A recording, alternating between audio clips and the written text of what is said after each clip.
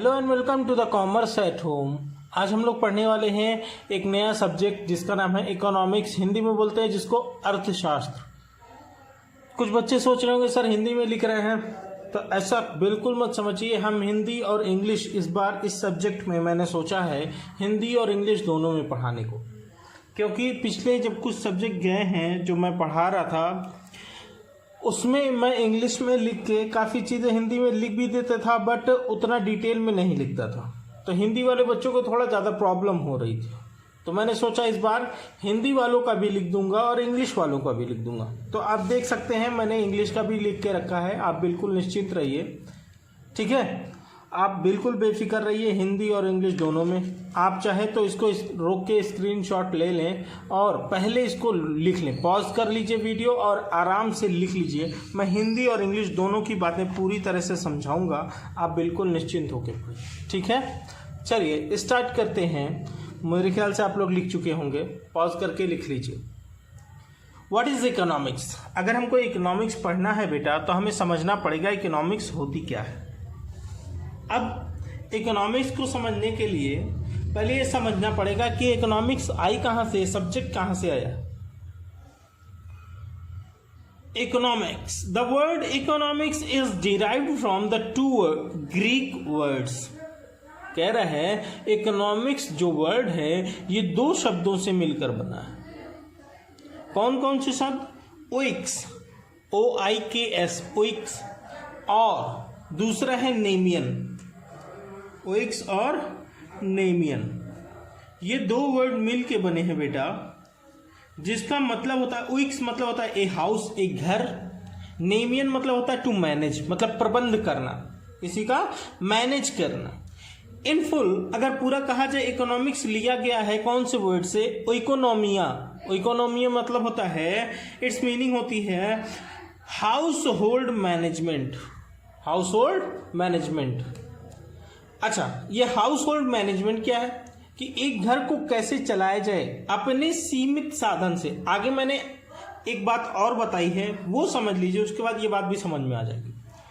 It was first read in ancient Greece.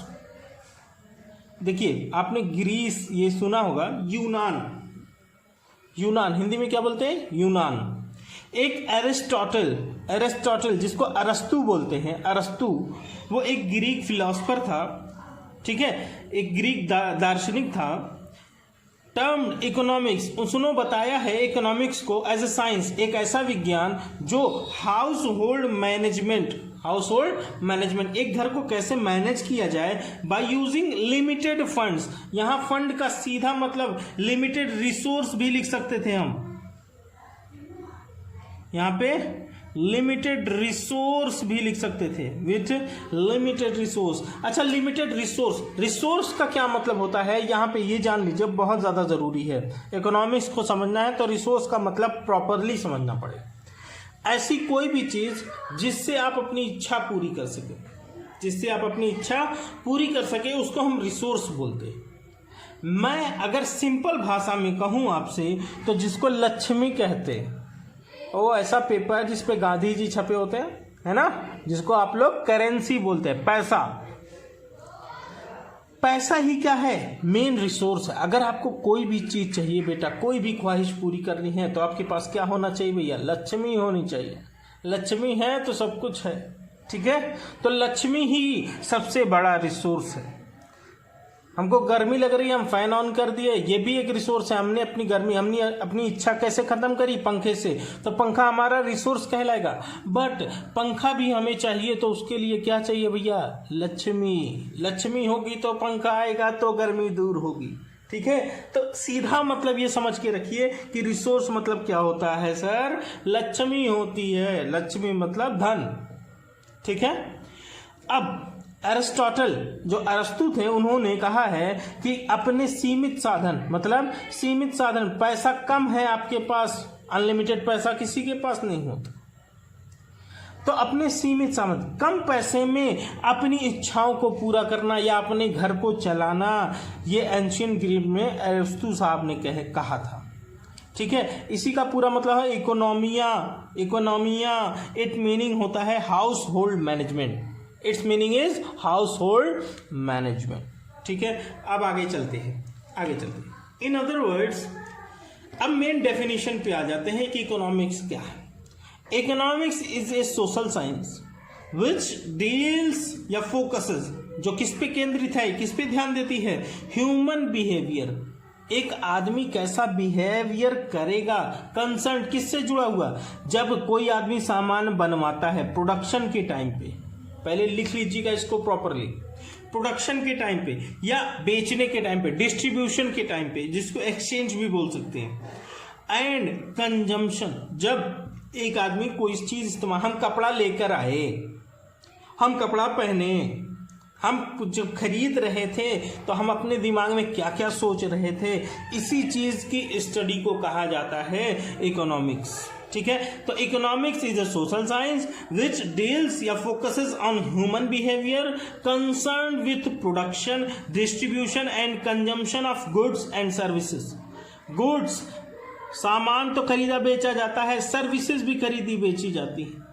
ठीक है, तो सर्विसेज के साथ साथ गुड्स को जब हम लोग बनाते हैं या बेचते हैं, कहीं पे भेजते हैं या उसका इस्तेमाल करते हैं, उस टाइम के ह्यूमन बिहेवियर को स्टडी करना क्या कहलाता है, इकोनॉमिक्स। क्या कहलाता है कि इकोनॉमिक्स। हम जब किसी को कुछ बेचते हैं तो कुछ सोचते हैं क्या बेचें, कैसे बेचें, और कौन आदमी कितनी मात्रा में हमसे खरीदेगा, मार्केट कैसे बनाए, कस्टमर कैसे बनाए, ये सारी बातें जो सोची जाती हैं वो इकोनॉमिक्स कहलाता है। ठीक है, it studies how an individual, कैसे एक व्यक्ति या कोई बिजनेस हो या कोई गवर्नमेंट हो या कोई देश हो, make choices about how to allocate resources, मतलब वो अपने पैसे को, जो हम लक्ष्मी कमाए हैं, जो हम लक्ष्मी अपने पास संपत्ति, वेल्थ रखे हुए हैं, उस वेल्थ को हम कहाँ, कब, कैसे इस्तेमाल करेंगे, ये हमें कौन सिखाता है, हमें सिखाती है ये चीज इकोनॉमिक्स सिखाती है। ठीक इसी तरह ये तो भैया बताया गया कि ग्रीक से लिया गया है, बट जब इंडिया में इसकी स्टडी होने लगी तो उसमें इसको नाम दिया गया अर्थशास्त्र। क्या नाम दिया गया, अर्थशास्त्र। अर्थशास्त्र जो है दो शब्दों के मेल से बना है। कौन कौन से, पहला है अर्थ और दूसरा है शास्त्र। ठीक है, यह सामाजिक विज्ञान की वह शाखा है जिसके अंतर्गत वस्तुओं और सेवाओं के उत्पादन, वितरण, विनिमय और उपभोग का अध्ययन किया जाता है। जब भी कोई सेवा या वस्तु खरीदी बेची जाती है, उस टाइम आदमी कैसा बिहेव करेगा, क्या सोचता है आदमी, क्या करता है आदमी, अपने पैसे को कैसे खर्चा करता है आदमी, ये इस चीज की स्टडी करना कहलाती है अर्थशास्त्र। अर्थशास्त्र शब्द संस्कृत शब्दों अर्थ और शास्त्र से मिलकर बना है, संस्कृत से उठाया गया। जो इकोनॉमिक्स की हिंदी ली गई है, हिंदी में अर्थशास्त्र बोला जाता है, ये वर्ड लिया गया है बेटा संस्कृत से। अच्छा, अर्थ मतलब होता है धन, और शास्त्र मतलब होता है क्रमबद्ध ज्ञान। ये दो शब्दों की संधि है, इसी संधि से बना है, जिसका शाब्दिक अर्थ होता है धन का अध्ययन। हम अपने धन को कैसे, कब, कहाँ, कितना इस्तेमाल करेंगे, कितना खर्च करेंगे, इसी की स्टडी करना कहलाता है इकोनॉमिक्स। किसी विषय के संबंध में मनुष्य के कार्यों के क्रमबद्ध ज्ञान को उस विषय का शास्त्र कहते हैं। इसलिए अर्थशास्त्र में मनुष्यों के अर्थ संबंधी, अच्छा यहाँ पे लिखा होता है अर्थ संबंधी कार्यों का, तो अर्थ मतलब कुछ मीनिंग हो जाता, लेकिन यहाँ पे अर्थ मतलब है धन, लक्ष्मी से मतलब है। ये अभी मैंने यहाँ बताया अर्थ मतलब है धन, तो कह रहा है इसलिए अर्थशास्त्र में मनुष्यों के धन संबंधी कार्यों का क्रमबद्ध ज्ञान होना आवश्यक है। कायदे से अपने पैसे को कहाँ इस्तेमाल करेंगे, इस चीज की जानकारी होनी चाहिए। अर्थशास्त्र का प्रयोग यह समझने के लिए भी किया जाता है कि अर्थव्यवस्था में किस तरह से काम करती है। अर्थव्यवस्था किस तरह से काम करती है। मतलब अर्थशास्त्र को अगर इस्तेमाल करना है तो हमें ये पता लगाना पड़ेगा कि इस देश की अर्थव्यवस्था कैसे वर्क करती है। इसमें एक लाइन और जोड़ दी है मैंने, देखिए वही अरस्तु वाली बात, एरिस्टोटल वाली, उसको मैंने हिंदी में यहाँ लिख दिया है। अर्थशास्त्र को पहली बार प्राचीन ग्रीस, जिसको हम यूनान कहते थे, जिसको हम यूनान पहले कहते थे, आपने सुना होगा यूनान, मिस्र, रोमा, सारे जहां से अच्छा आपने सुना होगा अगर या पढ़ा होगा अगर, तो उसमें एक लाइन आती है यूनान, मिस्र, रोमा, है ना, वो एक अलग सभ्यता थी। जैसे हड़प्पा, मोहनजोदड़ो, इंडिया के कुछ हिंदुस्तान के जो है सिविलाइजेशन थी, ठीक है, सभ्यताएं थी, तो वैसे ही पुरानी सभ्यता है यूनान की। अर्थशास्त्र को पहली बार प्राचीन ग्रीस, यूनान में पढ़ा गया था। अरस्तु, एक ग्रीक दार्शनिक, ने अर्थशास्त्र को सीमित धन का उपयोग करके, मतलब हमारे पास पैसे कम हैं, सीमित धन है, हमारे पास पैसा सीमित है, उपयोग करके घरेलू प्रबंधन, मतलब हाउस होल्ड मैनेजमेंट हम अपने लिमिटेड रिसोर्स से कैसे करेंगे। ध्यान रखिएगा बेटा, आप हिंदी मीडियम से हो चाहे इंग्लिश मीडियम से हैं, इंट्रोडक्शन वीडियो पूरी पढ़ी जाती है, कब कौन सी बात कहाँ बोली जाएगी इस बात को ध्यान में रखा जाता है, ठीक है। तो आप भले ही इंग्लिश मीडियम से हो या हिंदी मीडियम से हो, आज की वीडियो, ये वाली वीडियो आप पूरी पढ़िए, हिंदी में वाली भी पढ़िए और इंग्लिश वाली भी पढ़िए। अगर आपको स्किप करना होगा तो जब हम कुछ मेन टर्म्स पे चलेंगे, चैप्टर्स में चलेंगे, अभी तो बेसिक चल रहा है, ठीक है, मेन टर्म्स पे चलेंगे तो आप सिर्फ इंग्लिश का पोर्शन ही पढ़िएगा, हिंदी का पोर्शन नहीं भी। अगर दोनों पढ़ेंगे तो ये ज्ञान का भंडार हो जाएगा आपके लिए, ठीक है। तो कायदे से पढ़ते रहिए, हम आपके साथ हैं, लगे हुए हैं। कोई क्वेरी हो तो आप हमसे पूछ सकते हैं बिना झिझक के। आप हमें कमेंट करिए, कमेंट में अगर नहीं समझ में आता है तो आप हमें व्हाट्सएप कर सकते हैं। व्हाट्सएप भी किस नंबर पे करेंगे बेटा, मैं नंबर दे रहा हूँ 8957908957। आप हमें इस पे व्हाट्सएप कांटेक्ट कर सकते हैं। अपना नाम लिख के बता दीजिएगा आप कहाँ से बोल रहे हैं और आपकी क्वेरी क्या है वो लिखकर भेज दीजिएगा, ठीक है। आप इस पे अपनी क्वेरी, और एक बात और, इसमें हम कुछ डेफिनेशन की बात कर रहे हैं तो डेफिनेशन से मुझे कुछ और याद आया कि कुछ अलग अलग लोगों ने इसकी अलग अलग डेफिनेशन दे के रखी है, मैं उसको दिखाता हूं आपको।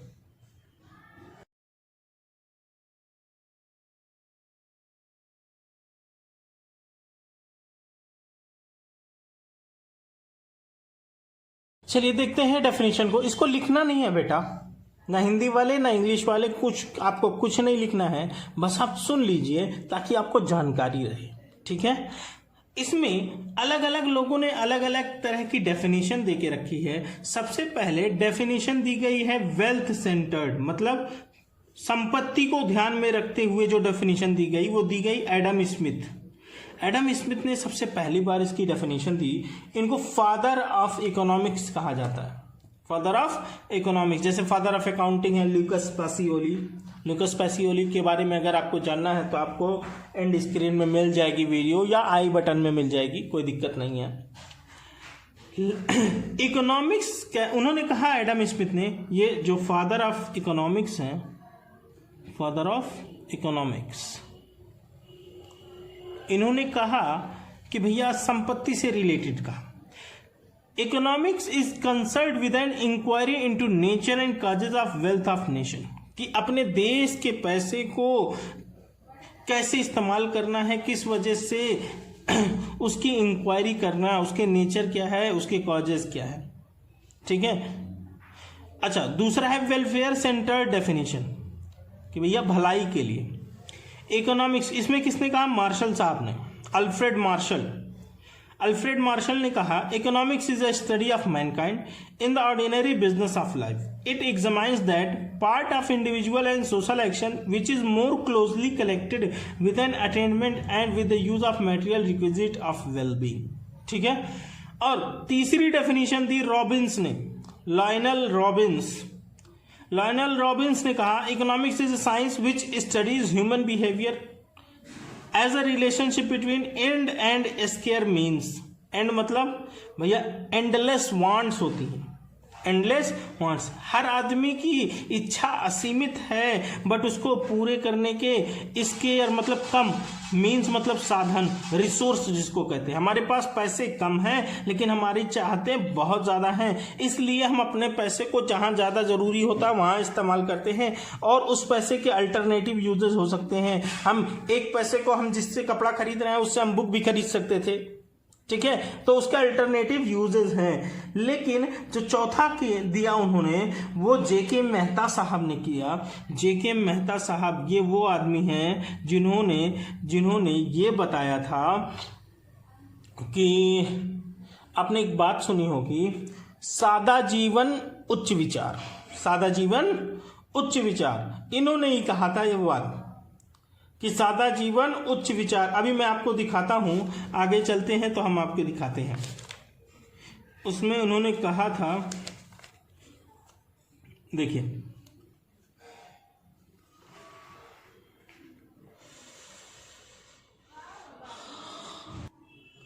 वांटलेस सेंटर्ड डेफिनेशन है।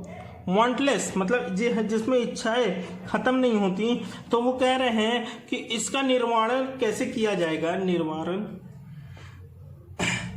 ही place the issue of plain living and high thinking. सादा जीवन उच्च विचार, सादा जीवन उच्च विचार, इन्होंने ही ये बात कही थी बेटा, इस बात को ध्यान में रखिएगा, जेके मेहता साहब ने। अच्छा, ग्रोथ सेंटर डेफिनेशन, उसके बाद प्रोफेसर सैमुअल्सन। अच्छा, ये एडम स्मिथ के साथ एक लोग और थे बेटा, जो इसको मैंने शुरू में बताया, फादर ऑफ इकोनॉमिक्स जिनको कहा मैंने, उनके साथ थे जेबी से जेबी से एक प्रोफेसर थे, बहुत जानकार प्रोफेसर थे। उन्होंने कहा था कि economics is a science of wealth, economics is science of wealth. तो वो भी वेल्थ सेंटर डेफिनेशन में वो भी बहुत नामचीन है।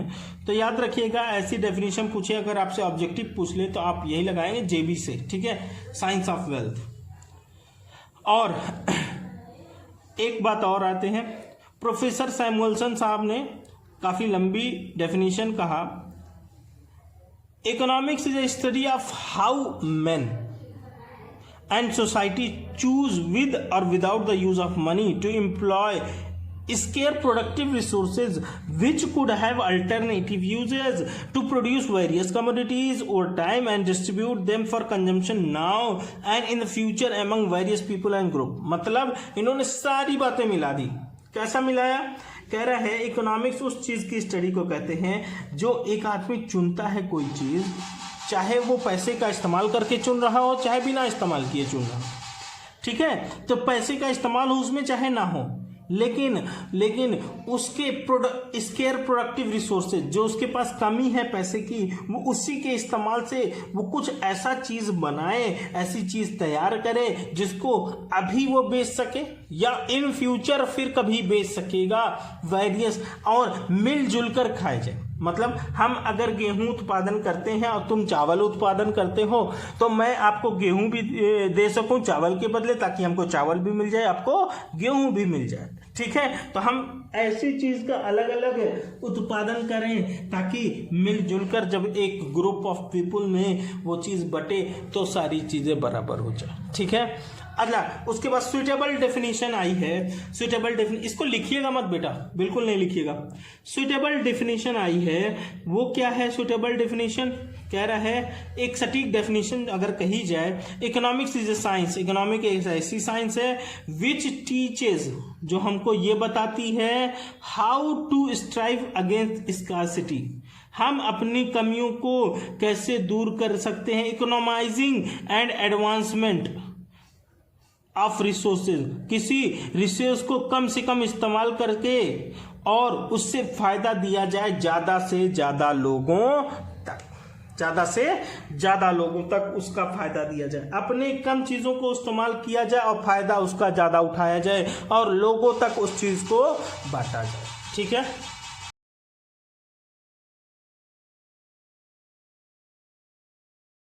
अब आते हैं एक मेन पॉइंट पर, जहां से हम लोग का अब काम की बात स्टार्ट हो जाएगी, सब्जेक्टिव बात स्टार्ट हो जाएगी, कहानी की बात हो जाएगी खत्म। ठीक है, इकोनॉमिक प्रॉब्लम आज यही लास्ट टॉपिक होगा इस वीडियो का। आगे की चीजें अगली वीडियो में मिलेंगी, तब हम अपने चैप्टर पे आ जाएंगे। इकोनॉमिक प्रॉब्लम, आर्थिक समस्याएं। आर्थिक समस्याएं क्या है भैया? इंसान की इच्छा असीमित है। यहाँ आर्थिक समस्या लिख लीजिए, आर्थिक समस्या हिंदी वाले। Human wants are unlimited, human wants are unlimited. भैया ह्यूमन की जो इंसान की इच्छा होती है वो अनलिमिटेड होती है, बट डिफरेंट इन इंपॉर्टेंस या यूटिलिटी। लेकिन हर चीज की जो आदमी की इच्छा होती है, अलग अलग चीजों का फायदा। एक एग्जांपल देते हैं। मान लो एक शराब पीने वाला व्यक्ति है, उसको शराब पी के कितनी संतुष्टि मिलेगी? ओ पूछिए मत भाई। लेकिन एक शराब पीने वाला व्यक्ति ना हो, उसको शराब पी के कितनी संतुष्टि मिलेगी? नहीं मिलेगी। बेटा एक ही बॉटल शराब है, अब वही बॉटल अगर किसी पीने वाले ड्रंकर्ड को दी जा रही है तो उसको बहुत खुशी मिल रही है, बहुत संतुष्टि मिल रही है पी के। लेकिन वही बॉटल किसी नॉर्मल आदमी को जो नहीं पीता उसको दी जा रही है तो उसको कोई भी उससे संतुष्टि नहीं मिलेगी। कह रहे हैं कि इम्पोर्टेंस, उसकी ज़रूरत अलग अलग लोगों के लिए अलग अलग तरह से हो सकती है। उसकी भैया संतुष्टि, उपयोगिता जो उससे मिल रही है, उससे जो फायदा मिल रहा है वो अलग आदमी के लिए अलग तरह का हो सकता है। लेकिन इच्छाएं कभी इंसान की खत्म नहीं होती हैं, एंडलेस वांट्स होती हैं। But resources are limited and have alternative uses. ठीक है, रिसोर्सेज क्या है?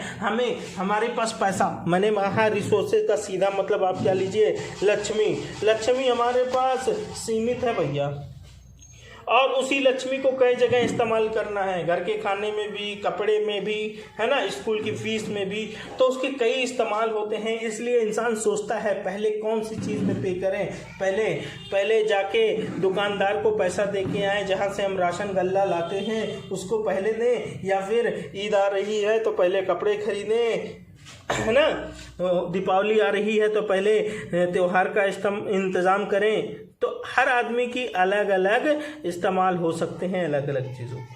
ठीक है, और रिसोर्सेज हर आदमी के पास सीमित हैं और उसी पैसे को कई जगह इस्तेमाल करना है। तो स्केयर मीन्स यहाँ पे लिख लीजिएगा हिंदी में सीमित साधन, और यहाँ पे लिख दीजिएगा असीमित इच्छा। इच्छाएं क्या होती हैं? असीमित। ठीक है, असीमित इच्छा और सीमित साधन। यहाँ पे आप क्या लिख लेंगे इकोनॉमिक प्रॉब्लम की हेडिंग में? आर्थिक समस्याएं।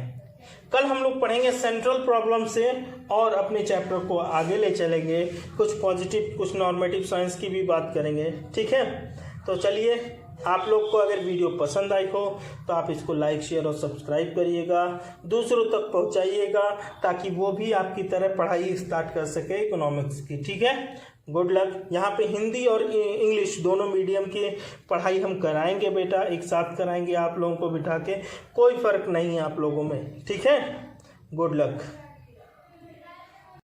Hello and welcome to the commerce at home. आज हम लोग पढ़ने वाले हैं इकोनॉमिक्स की सेकेंड वीडियो, जिसमें हम लोग ये पढ़ेंगे central problem of an economy, अर्थव्यवस्था की केंद्रीय समस्याएं। अर्थव्यवस्था की केंद्रीय समस्याएं, जिसमें मेनली हम ये पढ़ने वाले हैं जो 3 समस्याएं मेन होती हैं एक देश में, एक इकोनॉमी में। या सबसे बड़ी प्रॉब्लम, जब कोई आदमी कोई चीज़ प्रोड्यूस करता है, बनाता है, तो वो क्या सोचता है? पहली बात कि क्या बनाएं और कितना बनाएं, what to produce and how much. Hindi वाले देखिए, कौन सी वस्तु का उत्पादन किया जाए और कितनी मात्रा में, मतलब कौन सा सामान बनेगा और कितनी मात्रा में बनेगा।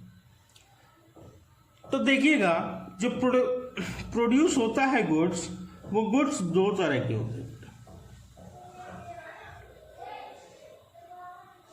वो 2 तरह के गुड्स कौन कौन से हैं? पहला है रॉ मटेरियल, कच्चा माल, हिंदी में क्या बोलते हैं, कच्चा माल। फिनिश्ड गुड्स, तैयार माल। मतलब अब समझिएगा, एक एग्जांपल देते हैं। आप जानते हैं जो ये कागज तैयार होता है ये किसी लकड़ी से तैयार होता है, ठीक है। तो क्या पहले कागज इतने ही बड़े में बनता है? नहीं, पहले उस उड़ की कटिंग होती है, उसको तोड़ मरोड़ के रेशे रेशे अलग कर दिए जाते हैं। रेशा अलग अलग करने के बाद कई प्रोसेस से गुजरने के बाद पेपर तैयार होता है। अब पेपर इस रूप में तो ऐसे तैयार नहीं होता इतनी कटिंग में, वो तैयार होता है बड़े बड़े थान टाइप में। जैसे कि थान होती है कपड़े की, बहुत बड़े बड़े साइज की होती है, उसमें से कटिंग करी जाती है, ठीक है। तो ठीक उसी तरह पेपर भी तैयार किया जाता है, बाद में इसमें कटिंग की जाती है। या फिर एक और एग्जांपल ले लेते हैं गेहूं का।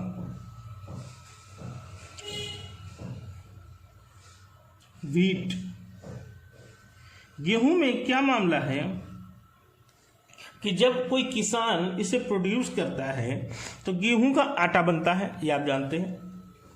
आटा दो इस्तेमाल में किया जा सकता है।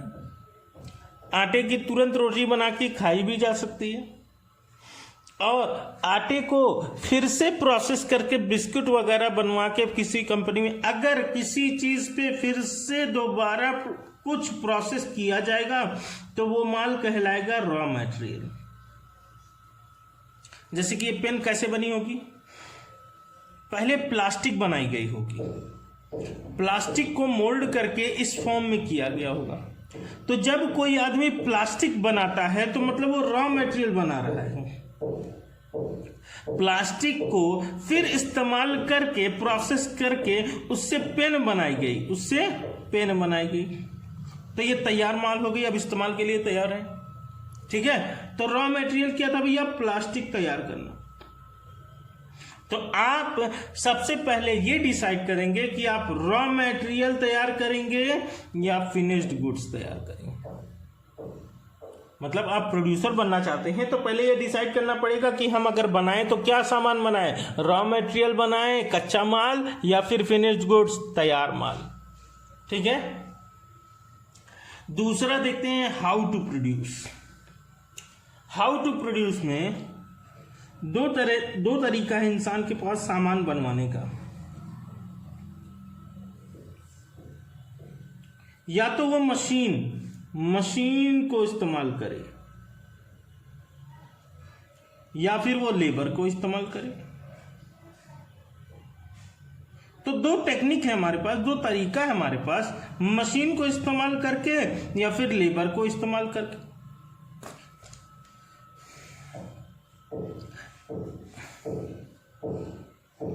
इसको बोलते हैं कैपिटल इंक्लूसिव टेक्निक।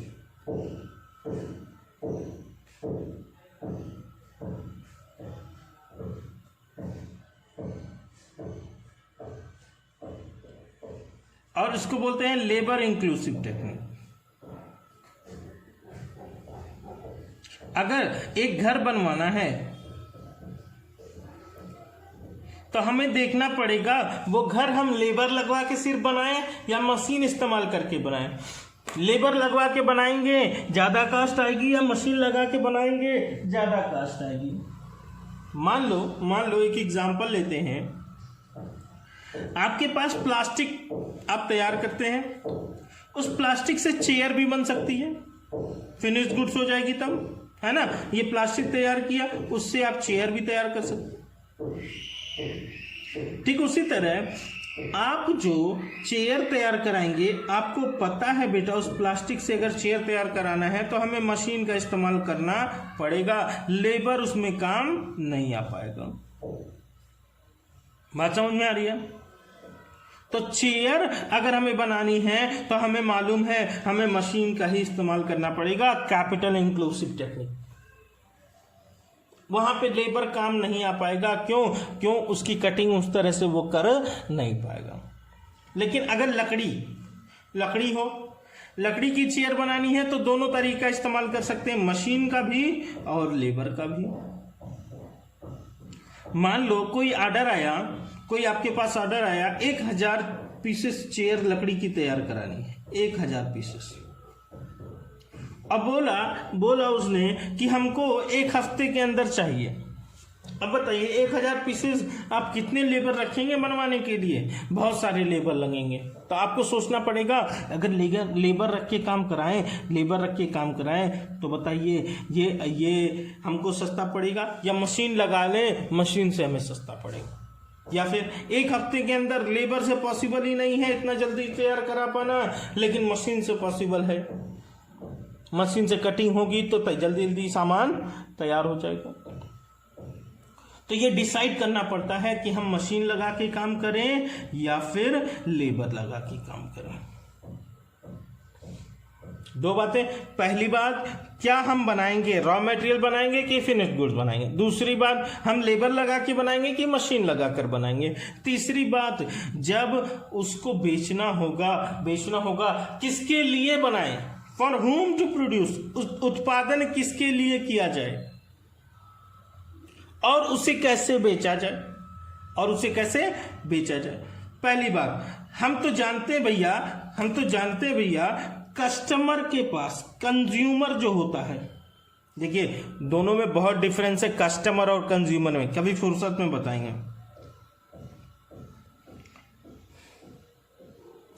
हमें सामान कंज्यूमर तक पहुंचाना होता है और हम हैं प्रोड्यूसर।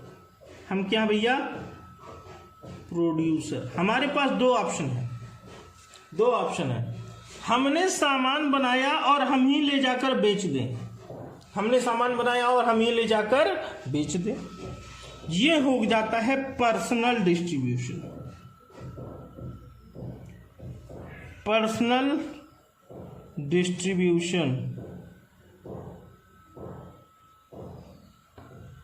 ठीक है। व्यक्तिगत वितरण, हिंदी बोलेंगे व्यक्तिगत वितरण। दूसरा है चैनल डिस्ट्रीब्यूशन। चैनल डिस्ट्रीब्यूशन में क्या होता है? पहले प्रोड्यूसर बेचता है होलसेलर को, होलसेलर फिर बेचता है रिटेलर को, और रिटेलर फिर बेचता है किसको? कंज्यूमर को। ये कुछ ऐसा नहीं है, याद आ रहा होगा आपको 11th में मैंने एक बिजनेस स्टडीज में आपको पढ़ाया था,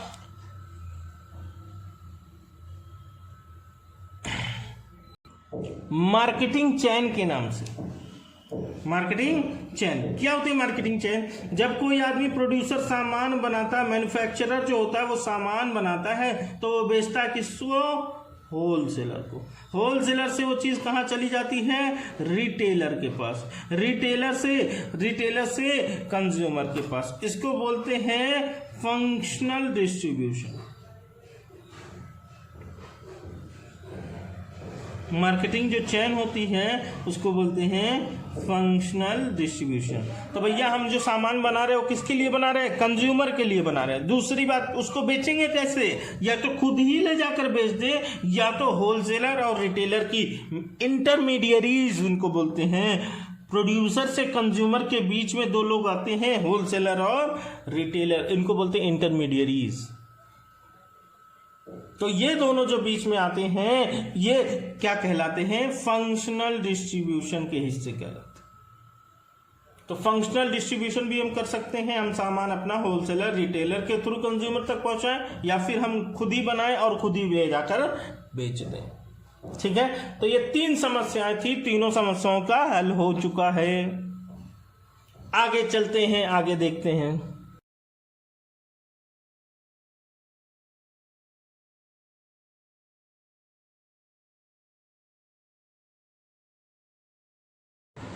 देखिए बेटा, अगर आप लोग को अभी तक वीडियो सारी समझ में आ रही हैं, पसंद आ रही हैं, तो आप दूसरों तक शेयर ज़रूर करिए।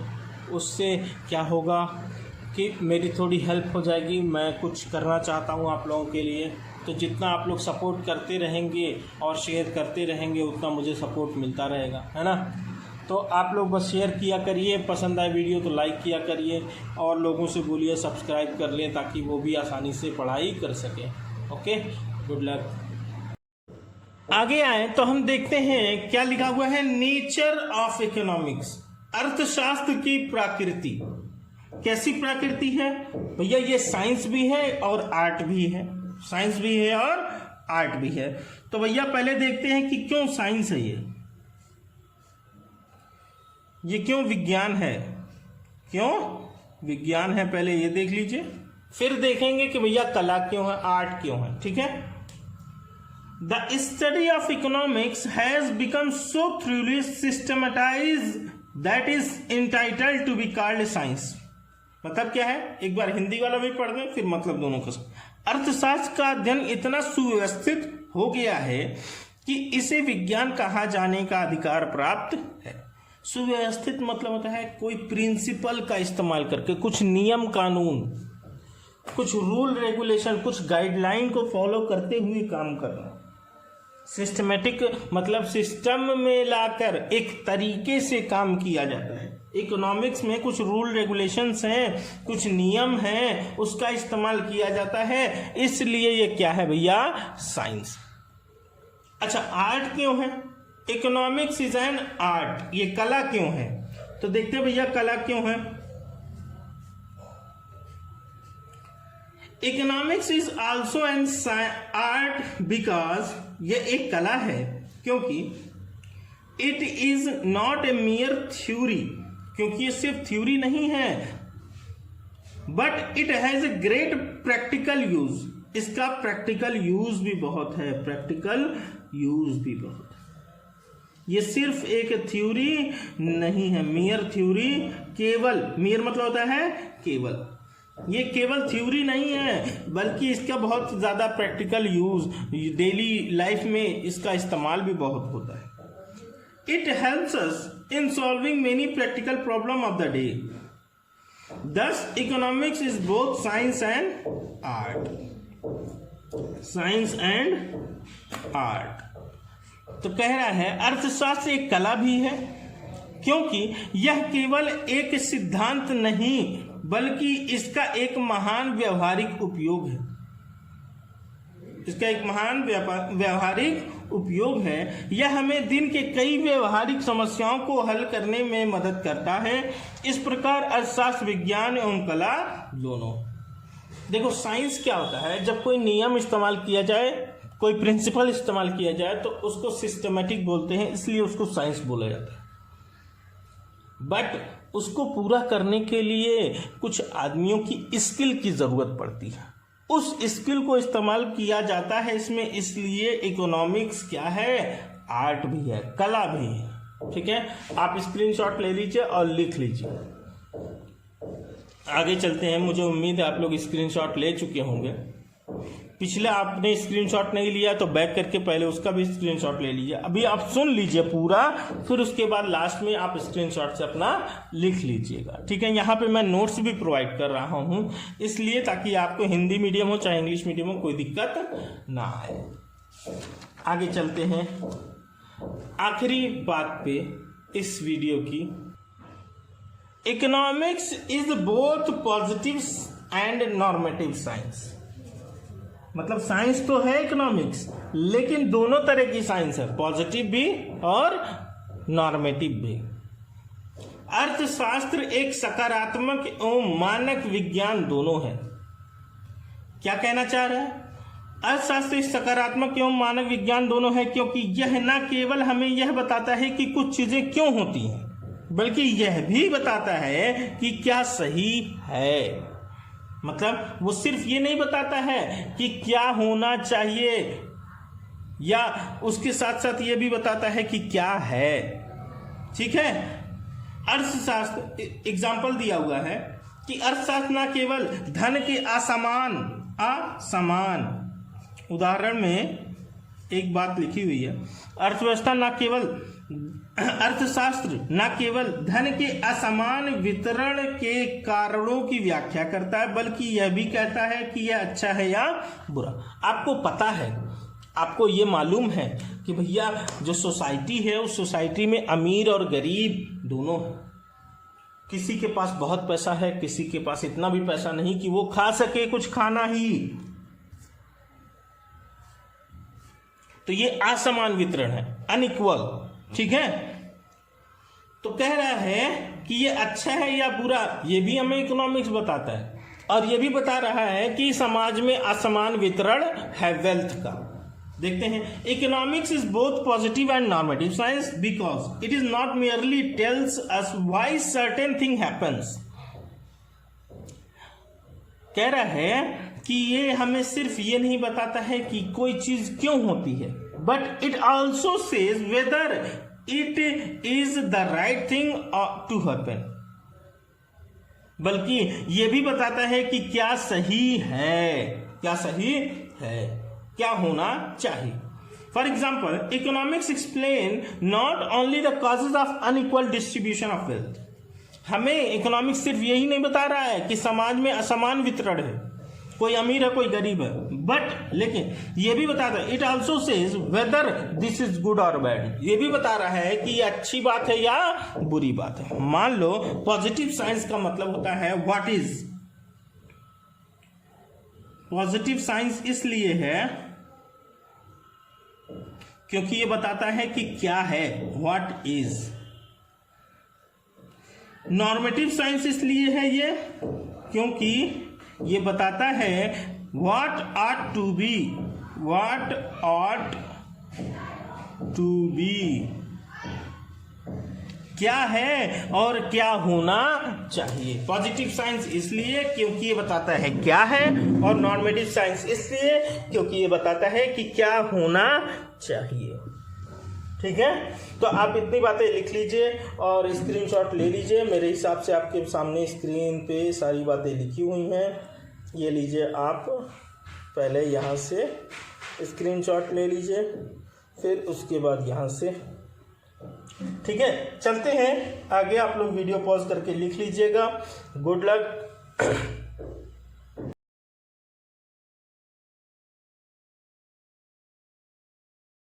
Welcome to the commerce at home. आज हम लोग पढ़ने वाले हैं माइक्रो एंड मैक्रो इकोनॉमिक्स। इन दोनों का डिफरेंस भी समझ में आ जाएगा आपको इसी में, माइक्रो और मैक्रो की मीनिंग पढ़ते पढ़ते। ठीक है, चलिए देखते हैं। हिंदी में बोलते हैं इसको बेटा व्यष्टि और समष्टि। माइक्रो को व्यष्टि और मैक्रो को समष्टि बोलते हैं। ठीक है, तो चलिए देखते हैं माइक्रो इकोनॉमिक्स, व्यष्टि अर्थशास्त्र क्या होता है। The term micro economics is derive from Greek word micros, means in small. It may be defined as that branch of economic analysis which studies the economic behavior of individual, यहाँ पे ध्यान दीजिएगा, individual unit, may be a person, a particular household or a particular firm. Hindi में मतलब पढ़ देते हैं, एक बार फिर समझाते हैं। सूक्ष्म अर्थशास्त्र ग्रीक शब्द माइक्रो से लिया गया, माइक्रोस से लिया गया, जिसका अर्थ है छोटा, जिसका अर्थ है छोटा। सूक्ष्म अर्थशास्त्र को आर्थिक विश्लेषण की उस शाखा के रूप में परिभाषित किया जा सकता है जो व्यक्तिगत इकाई के आर्थिक व्यवहार का अध्ययन करती है, जैसे कि एक व्यक्ति, एक विशेष घर या एक विशेष फर्म हो सकता है। मतलब समझिए, जब माइक्रो इकोनॉमिक्स की बात चल रही है तो माइक्रो जो वर्ड लिया गया माइक्रो से मतलब होता है इसका स्मॉल, छोटा। छोटे लेवल पे अगर स्टडी इकोनॉमिक एक्टिविटीज़, मतलब इकोनॉमिक एक्टिविटीज़, पैसों के हस्तांतरण या फिर उससे रिलेटेड कुछ भी बात, अगर उसका अध्ययन चल रहा है और वो किस लेवल पे चल रहा है, एक यूनिट के लेवल पे, चाहे वो एक आदमी हो, एक इंडिविजुअल यूनिट होनी चाहिए।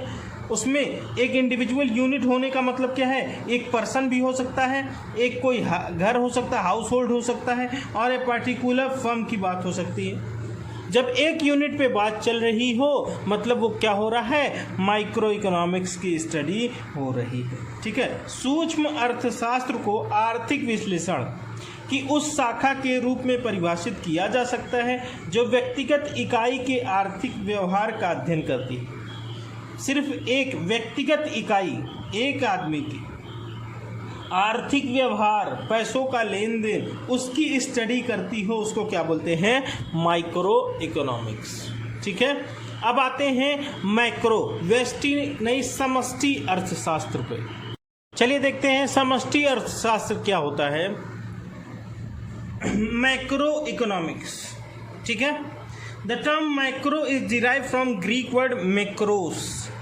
ये ग्रीक का एक शब्द है मैक्रोस, उससे लिया गया है जिसका मतलब होता है large, which means large, and therefore इसलिए it is concern with economic activity in large. अगर वो आर्थिक लेन देन की बात हो रही है लेकिन बड़े लेवल पे हो रही है, अब एक यूनिट की बात नहीं हो रही, बड़े लेवल पे हो रही है। It deals with total and aggregate. Total मतलब सब मिला जुला कर, एग्रीगेट मतलब इकट्ठा। नेशनल इनकम में पूरे देश के लोगों की इनकम जोड़ी। जब एक आदमी के इनकम की बात हो रही हो तो माइक्रो, पूरे देश के लोगों की इनकम की बात हो रही हो तो माइक्रो। और आउटपुट, नेशनल आउटपुट, एम्प्लॉयमेंट पूरे देश पे देखा जा रहा है, टोटल कंजम्पशन पूरे देश में कितना कंजम्पशन हो रहा है, कितनी सेविंग हो रही है, इसलिए it is also called aggregative economics. Therefore, इसलिए it is also called as aggregative economics, इसलिए इसको एग्रीगेटिव इकोनॉमिक्स भी कहा जाता है। देखते हैं हिंदी में क्या लिखा हुआ है। मैक्रो शब्द ग्रीक के एक शब्द मैक्रोस से लिया गया। किससे लिया गया बेटा? मैक्रोस, जिसका अर्थ है बड़ा, जिसका मतलब होता है बड़ा। इसलिए मैक्रो अर्थशास्त्र के बड़े पैमाने पर आर्थिक गतिविधियों से संबंधित है। आर्थिक गतिविधि होनी चाहिए लेकिन बड़े पैमाने पर, छोटे पैमाने पर तो माइक्रो हो जाएगा, बड़े पैमाने पर जब बात आती है तो वो मैक्रो होता है। जैसे कि राष्ट्र की कुल आय, नेशनल इनकम, कुल उत्पादन, कुल खपत, टोटल कंजम्पशन जिसको बोलते हैं, बचत इत्यादि से संबंधित अगर है तो इसको हम क्या कहेंगे? Macro economics. इसको दूसरे नाम से एग्रीगेटिव इकोनॉमिक्स भी कहा जाता। चलिए, अगर कोई चीज़ की कंफ्यूजन रह जाएगी बेटा, ये बात याद रखिए, छोटे लेवल पे बात हो रही है तो माइक्रो, और बड़े लेवल पे बात हो रही है तो मैक्रो। एक आदमी की इनकम की बात हो रही है माइक्रो, पूरे देश के इनकम की बात हो रही है तो मैक्रो। एक आदमी के कंजम्पशन की बात हो रही है तो माइक्रो, और पूरे देश के लोगों की कंजम्पशन की बात हो रही है तो मैक्रो।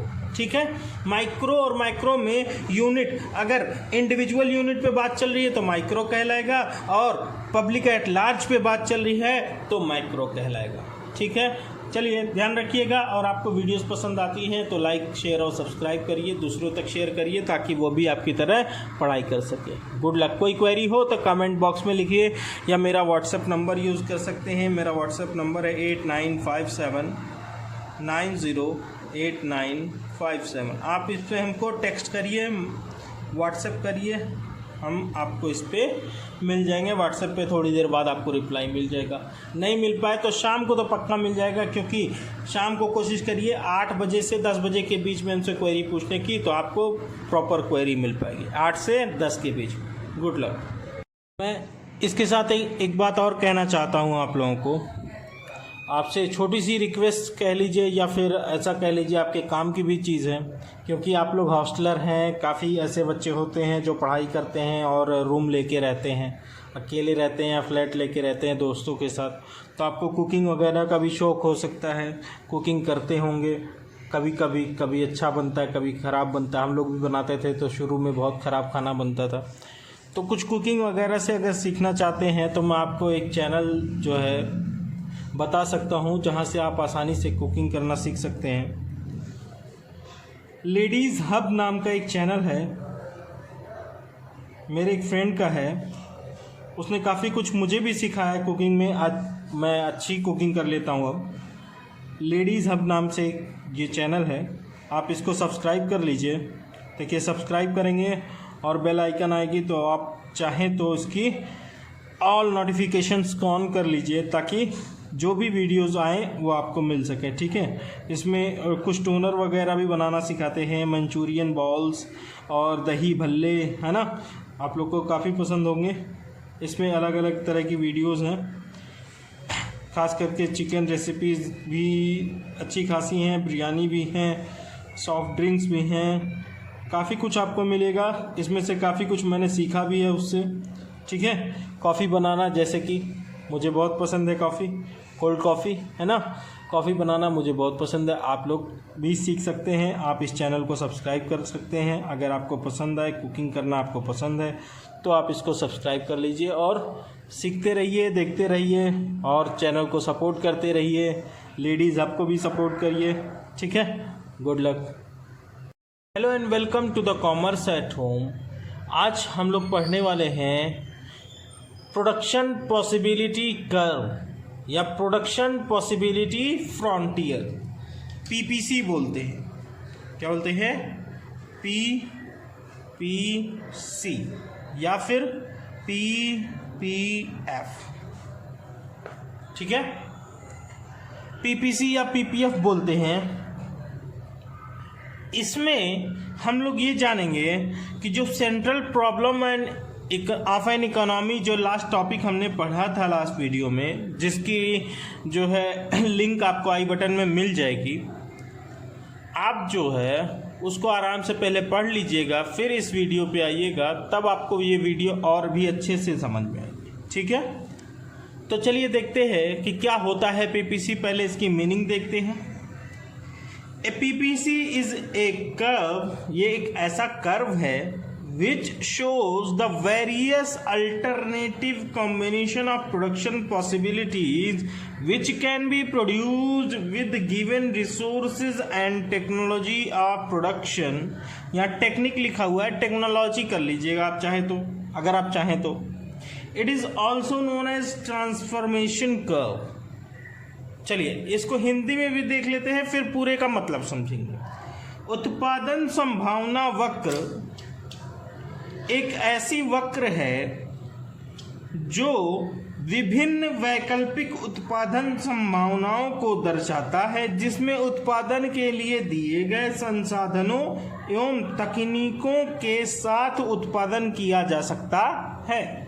इसे परिवर्तन वक्र के नाम से भी जाना जाता है।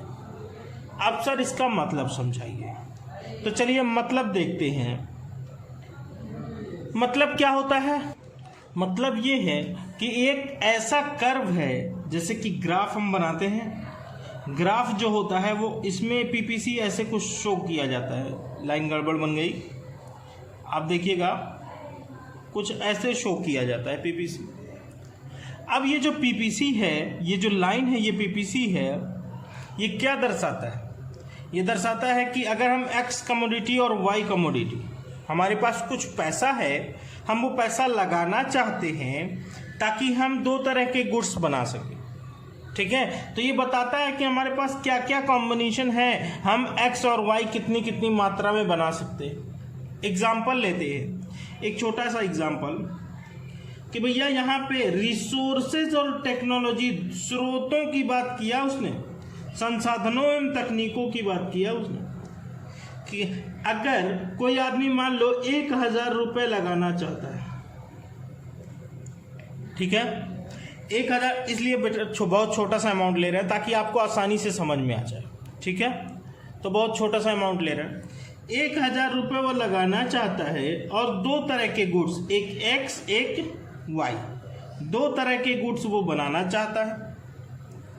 अब बताइए, कुछ पैसा उसको एक्स बनाने में लगाना पड़ेगा, कुछ पैसा उसको वाई बनाने में लगाना पड़ेगा, तभी ना दोनों तरह का, उसका भी रॉ मटेरियल लाना पड़ेगा, इसका भी रॉ मटेरियल लाना पड़ेगा। इसके लिए भी मशीन अलग बनेगी, इसके लिए भी मशीन अलग रहेगी। तो दोनों एक्स गुड्स बनेगा तो उसके लिए मशीन अलग होगी, वाई गुड्स बनेगा उसके लिए मशीन अलग होगी। तो भैया ये तो टेक्नोलॉजी हो गई, उसने टेक्नोलॉजी लगा दिया, कैपिटल लगा दिया उसमें, और उसके बाद रिसोर्सेज, रॉ मटेरियल है, जो भी उसमें लेबर वगैरह लगेंगे, है ना। तो ये सब लगा के वो सामान बनाएगा। अब उसके पास ऑप्शन है, या तो वो सिर्फ पूरा पूरा एक्स सामान ही बनाए, वाई को बिल्कुल ना बनाए, वाई को बिल्कुल ही ना बनाए। दूसरा ऑप्शन, थोड़ा एक्स बना ले थोड़ा वाई बना ले, थोड़ा एक्स बना ले थोड़ा वाई बना ले। या फिर उसका तीसरा ऑप्शन है कि भैया एक्स को बिल्कुल ना बनाए, वो बिल्कुल बनाए ही नहीं, एक्स जो एक गुड्स था उसको बनाए ही नहीं। वाई को पूरा बना ले, जितना पैसा था पूरा का पूरा 1000 रुपये किस में लगा दे, वाई बनाने में। एक ऑप्शन था सिर्फ एक्स बनाने में 1000 रुपये पूरा लगा दे वो। तो कह रहा है हमारे पास पहला ऑप्शन क्या है कि हम सिर्फ एक्स बनाएं। दूसरा ऑप्शन क्या है, एक्स और वाई दोनों बनाएं। तीसरा ऑप्शन क्या है, सिर्फ वाई बनाएं और एक्स बिल्कुल ना बनाएं। तो अल्टरनेटिव कॉम्बिनेशन है। अच्छा, मान लो हमने ये चूज किया, तो हमने ये दोनों चूज नहीं किया, मतलब हम सिर्फ एक्स में पैसा लगा रहे हैं और वाई में पैसा बिल्कुल नहीं लगा रहे। या फिर ये ऑप्शन चूज किया हमने कहा हम ये ऑप्शन चूज करेंगे, एक्स भी बनाएंगे और वाई भी बनाएंगे, मतलब हमने ये दोनों ऑप्शन छोड़ दिया। हमारे पास ये ऑप्शन था बनाने का, इतने पैसे में ये भी बन जाएगा। तो जो हम ऑप्शन छोड़ देते हैं और दूसरे को चूज कर लेते हैं, उसको बोलते हैं अपॉर्चुनिटी कॉस्ट। जैसे कि हम एक्स बना सकते थे, वाई बना सकते थे, कितना परसेंट, 60% पैसा हम एक्स पे लगा दें, 40% पैसा हम वाई पे लगा दें। या दूसरा ऑप्शन, 40% हम एक्स पे लगाएं और वाई पे 60% लगाएं। तो भैया दोनों में हम अपना पूरा 1000 रुपये खर्च कर रहे हैं, 100% खर्च कर रहे हैं दोनों ऑप्शन में। लेकिन हमें जो सामान ज़्यादा चाहिए होगा हम दूसरे वाले को छोड़ देंगे, मतलब हमें एक्स ज़्यादा चाहिए तो हम वाई को कम बनाएंगे, और एक्स अगर कम चाहिए तो हम वाई को ज़्यादा बना लेंगे, है ना। अगर वाई हमें ज़्यादा चाहिए तो एक्स को कम करना पड़ेगा, सिंपल सी बात है। अगर आपके पास लिमिटेड पैसा 1000 रुपये खर्चा करने के लिए है, तो बताइए अगर आप एक्स को 10 पीस बना रहे थे और वाई को 4 पीस, तो आपका 1000 रुपये खर्चा हो जा रहा था। कितना खर्चा हो जा रहा था, 1000 रुपये। अच्छा, अगर हम चाहें कि एक्स थोड़ा सा कम कर ले क्योंकि हमें वाई 8 पीस बनानी, तो हम सोचेंगे भैया इसको हम 4 पीस बना लेते हैं एक्स को, और जो पैसा इसमें से बचेगा वो कहाँ हम इस्तेमाल कर लेंगे, 8 पीस वाई में इस्तेमाल कर लेंगे। बात समझ में आ रही है। तो हमें एक में ज़्यादा पाने के लिए दूसरे को छोड़ना पड़ता है, एक में ज़्यादा पाने के लिए दूसरे को छोड़ना पड़ता है, ठीक है। अब इसीलिए इसको margin, it is also known as transformation curve. इसीलिए इसको ट्रांसफॉर्म, क्यों, इसका जितना पैसा लगना था यहाँ पे टेक्नोलॉजी और रिसोर्सेज में, वो पैसा 10 के बजाय अब 4 सामान बना रहे हैं, 4 पीस बना रहे हैं, और वो पैसा कहाँ इस्तेमाल हो गया, दूसरे गुड्स में। तो एक अपने पैसे को, अपनी कॉस्ट को किस में ट्रांसफॉर्म कर दिया, दूसरे गुड्स में। एक गुड्स ने दूसरे गुड्स में ट्रांसफॉर्म कर दिया। तो ये प्रोड्यूसर के पास प्रॉब्लम होती है कि कौन सा सामान कितनी मात्रा में बनाए। ये भी central problem of an economy का एक पार्ट है।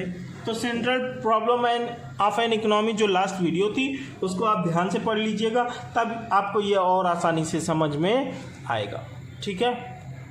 चलिए इसका एक एग्जाम्पल देखते हैं, छोटा सा एक एग्जाम्पल है। एग्जाम्पल क्या है भैया, हम शेड्यूल और डायग्राम दोनों से सीखेंगे।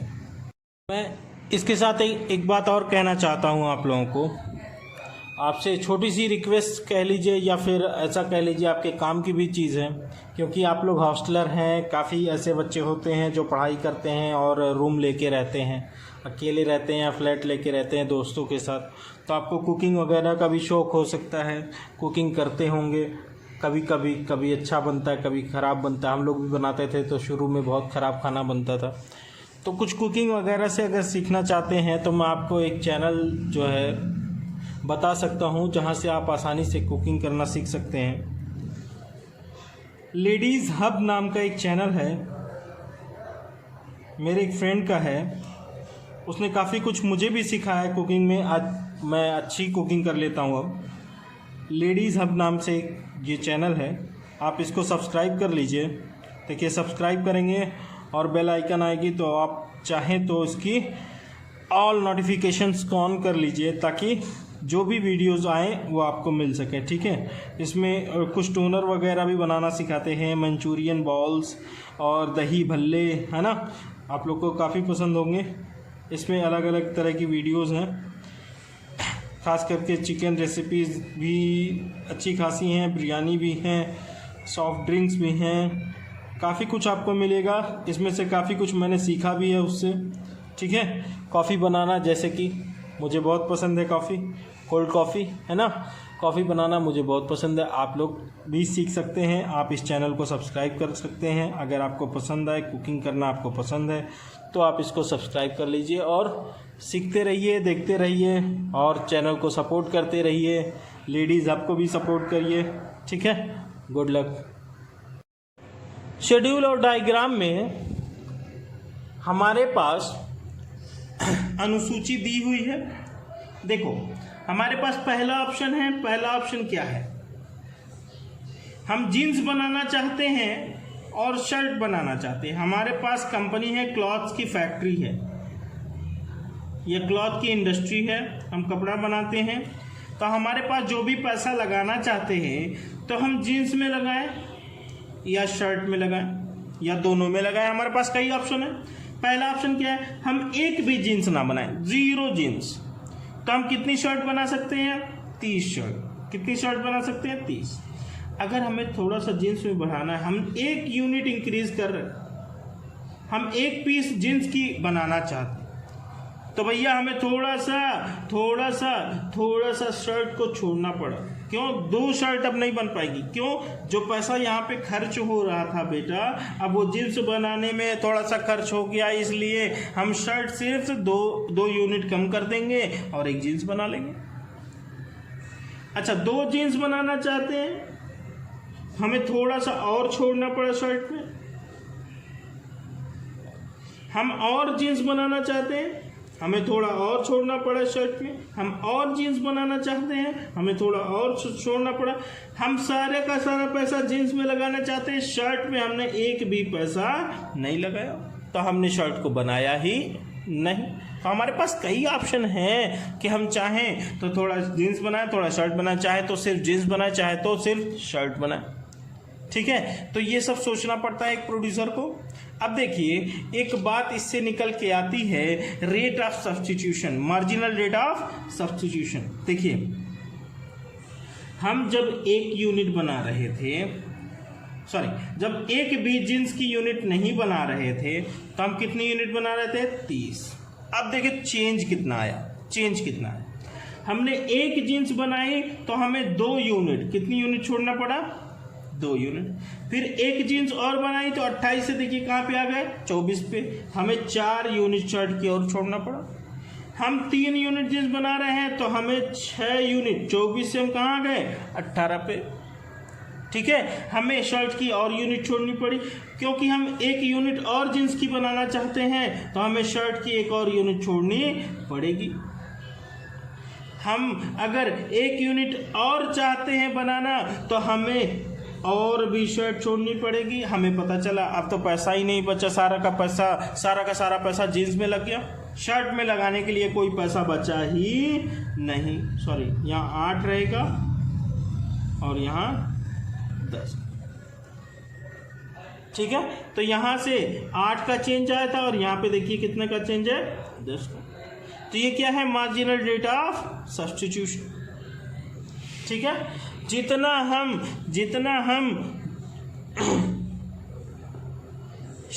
1 यूनिट में बढ़ाते जाएंगे उतना हमें दूसरे को छोड़ना पड़ेगा। क्यों? क्योंकि हमारे पास पैसा क्या है भैया? लिमिटेड रिसोर्सेज हैं। हमारे पास लिमिटेड रिसोर्सेज हैं। और शुरू की वीडियो में मैंने बताया है, रिसोर्सेज का आप सीधा मतलब लीजिएगा भैया लक्ष्मी से। मान लीजिए हमें जो है कपड़े को, तन को ढकना है, हमारे लिए रिसोर्स क्या है? कपड़ा। ठीक है, जरिया तो कपड़ा है, लेकिन वो कपड़ा कैसे मिलेगा? जब तक हमारे पास पैसा नहीं है तब तक वो कपड़ा हमें नहीं मिल पाएगा। इसीलिए जरिए को हमेशा पैसे में समझिएगा। उस पैसे से कई चीजें हो सकती। आगे आते हैं।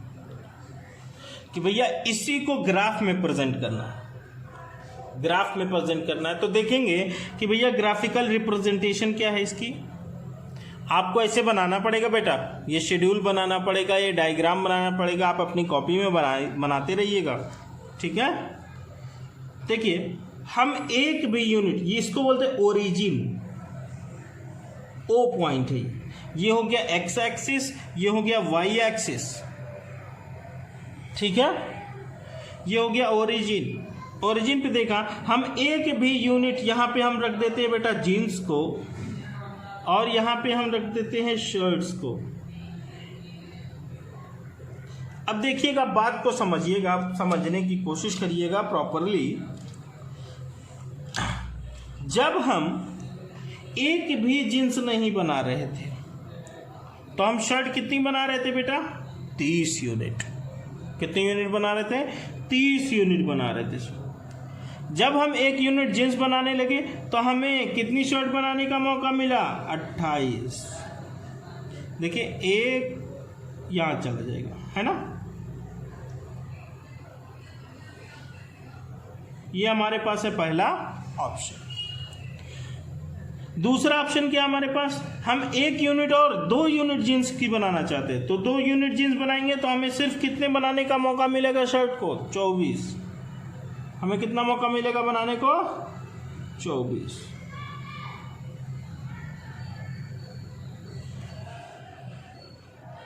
ठीक है, मिला लीजिएगा। थोड़ा सा नीचे पॉइंट आ रहा है, आप कायदे से पहले पॉइंट रख के तब मिलाइएगा।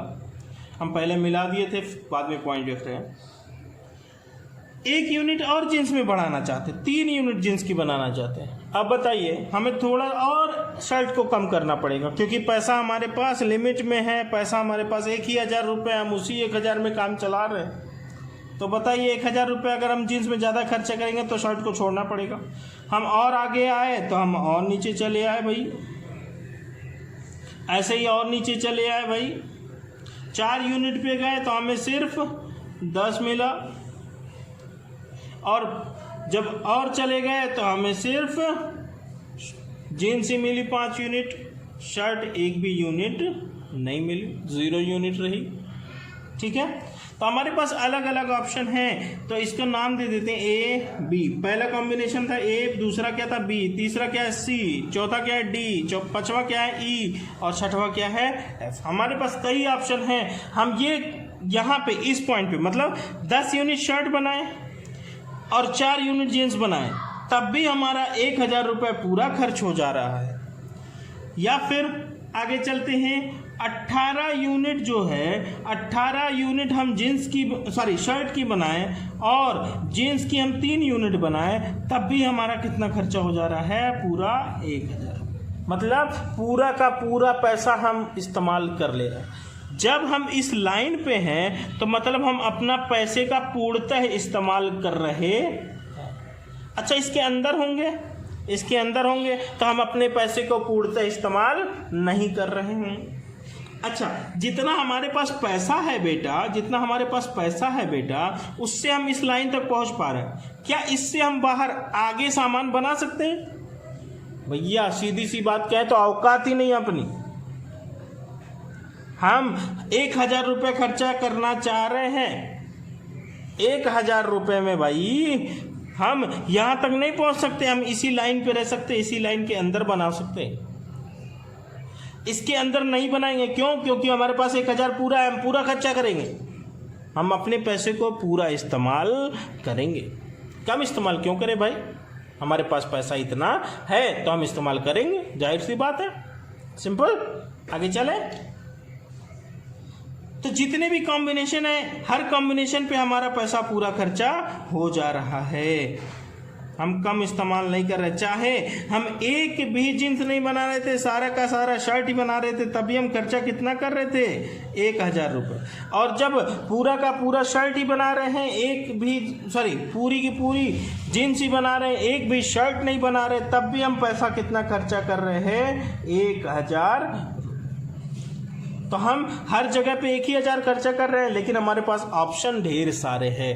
इसी ऑप्शन को बताता है हमारा पीपीसी। इसी लाइन को पीपीसी या पीपीएफ बोला जाता है।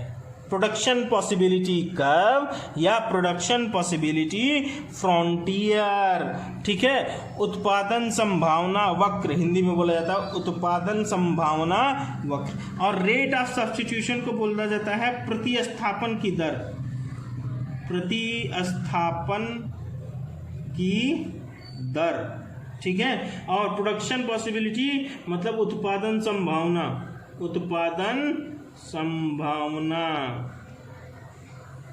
ठीक है। अगर हिंदी वाले थे तो इसलिए हमने बता दिया। आप हिंदी और इंग्लिश बिल्कुल चिंता मत करिएगा बेटा, ठीक है। आप पढ़िए बस, हम हिंदी इंग्लिश दोनों में पढ़ा देंगे, कोई भी दिक्कत की बात नहीं है। चलिए आगे चलते हैं, इसी टॉपिक को और आगे ले चलते हैं। मैं इसके साथ एक बात और कहना चाहता हूँ आप लोगों को, आपसे छोटी सी रिक्वेस्ट कह लीजिए या फिर ऐसा कह लीजिए, आपके काम की भी चीज़ है, क्योंकि आप लोग हॉस्टलर हैं। काफ़ी ऐसे बच्चे होते हैं जो पढ़ाई करते हैं और रूम लेके रहते हैं, अकेले रहते हैं या फ्लैट लेके रहते हैं दोस्तों के साथ। तो आपको कुकिंग वगैरह का भी शौक़ हो सकता है, कुकिंग करते होंगे। कभी अच्छा बनता है, कभी ख़राब बनता है। हम लोग भी बनाते थे तो शुरू में बहुत ख़राब खाना बनता था। तो कुछ कुकिंग वगैरह से अगर सीखना चाहते हैं तो मैं आपको एक चैनल जो है बता सकता हूं, जहां से आप आसानी से कुकिंग करना सीख सकते हैं। लेडीज़ हब नाम का एक चैनल है, मेरे एक फ्रेंड का है। उसने काफ़ी कुछ मुझे भी सिखाया है कुकिंग में। आज मैं अच्छी कुकिंग कर लेता हूं। अब लेडीज़ हब नाम से ये चैनल है, आप इसको सब्सक्राइब कर लीजिए।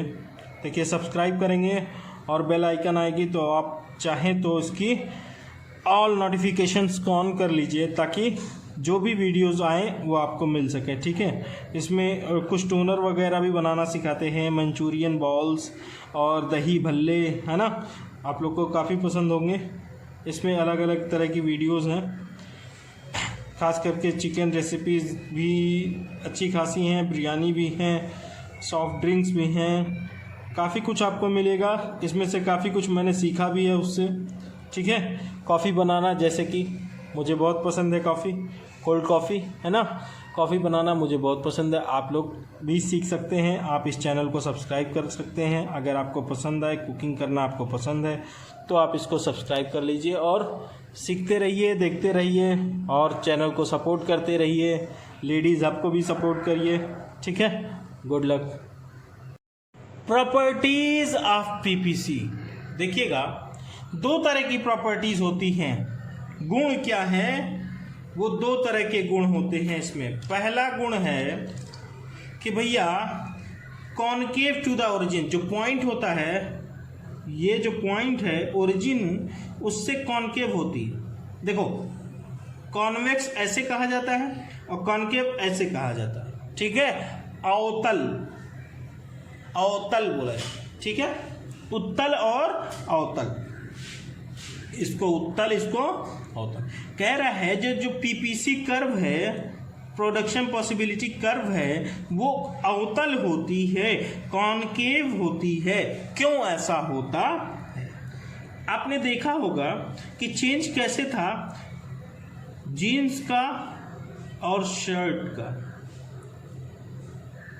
जीन्स हम 0 यूनिट पे थे तो 30, 1 यूनिट पे आए तो 28, 2 यूनिट पे आए तो 24, 3 यूनिट पे आए तो 18, 4 यूनिट पे आए तो 10 और 5 यूनिट पे आए तो 0। ऐसे था कुछ। देखिए ये जो कह रहा है ये अवतल क्यों होती है, इसकी वजह है जो मार्जिनल रेट ऑफ सब्स्टिट्यूशन लगता है इसमें, वो कह रहा है जितना हम 1 यूनिट में बढ़ाते जाएंगे उतना शर्ट में हमें कम करना पड़ेगा। लेकिन ये जो कम हो रहा है, हम 1 यूनिट बढ़ा रहे हैं, लेकिन इसमें देखिए 2 का चेंज था, इसमें 4 का चेंज हो गया, इसमें 6 का चेंज हो गया, इसमें 10 का चेंज हो गया, 8 का चेंज हो गया और यहाँ पे 10 का चेंज। ये जो इसमें चेंज होने की वजह से दूसरी चीज में जो चेंज होगा वो इंक्रीजिंग रेट से होगा या बढ़ते क्रम में होगा। ये क्या होगा?